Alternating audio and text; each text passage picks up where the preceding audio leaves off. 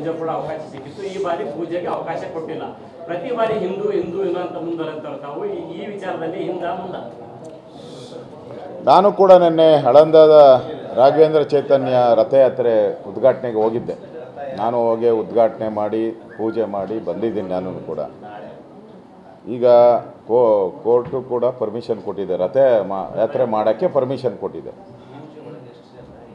ಮುಂದಿನ ದಿನಗಳಲ್ಲಿ ಅದಕ್ಕೆ ಪೂರ್ಣ ಮಟ್ಟದ ಒಂದು ಅವಕಾಶ ದೇವಸ್ಥಾನದಲ್ಲಿ ಪೂಜೆ ಮಾಡೋವಂಥದ್ದಕ್ಕೆ ಏನು ಮಸೀದಿ ಅಂತ ಹೇಳ್ತೀರಲ್ಲ, ಪೂಜೆ ಮಾಡೋಕ್ಕೂ ಅವಕಾಶ ಇರ್ತೈತೆ. ಯಾಕಂದರೆ ಕಾನೂನು ಪ್ರಕಾರ ಈಗ ಅಯೋಧ್ಯೆಯಲ್ಲಿ ಹೋರಾಟ ಮಾಡಿ ಆಗಿದೆ. ಈಗ ಶಿವಲಿಂಗ ಡೆಲ್ಲಿ ಇದು ಯಾವುದು ಜ್ಞಾನವ್ಯಾಪಿ ಅಲ್ಲೂ ಕೂಡ ಅನುಮತಿಯನ್ನು ಕೊಟ್ಟಿದ್ದಾರೆ. ಎಲ್ಲರೂ ಇಡೀ ಪ್ರಪಂಚಕ್ಕೆ ಗೊತ್ತಿರೋದು, ಮುಸ್ಲಿಮರು ದಾಳಿ ಮಾಡಿದಾಗ ಲಕ್ಷಾಂತರ ಹಿಂದೂ ದೇವಾಲಯಗಳನ್ನು ಒಡೆದಾಕಿದ್ದಾರೆ. ಅದು ಪ್ರಪಂಚಕ್ಕೆ ಗೊತ್ತಿರೋದು. ಹಿಂದೂಗಳಾರೂ ಮಸೀದಿ ಹೊಡೆದಾಕಿ ದೇವಸ್ಥಾನಗಳನ್ನು ಕಟ್ಟಿರೋ ಉದಾಹರಣೆ ಎಲ್ಲೂ ಕಾಣಲಿಲ್ಲ ನನ್ನ ಪ್ರಕಾರ. ಇದು ಎಲ್ಲ ಕಡೆನೂ ಇದೆ, ಕರ್ನಾಟಕದಲ್ಲೂ ಬೇಕಾದಷ್ಟಿದೆ. ನಿಮ್ಮ ಉಬ್ಬಿದ ರಕ್ತನಾಳಗಳ ಸಮಸ್ಯೆಗೆ ಎವಿಸ್ ಆಸ್ಪತ್ರೆಯಲ್ಲಿ ಕೇವಲ 30 ನಿಮಿಷದ ಲೇಸರ್ ಚಿಕಿತ್ಸೆಯೊಂದಿಗೆ ಮುಕ್ತಿ ಹೊಂದಬಹುದು.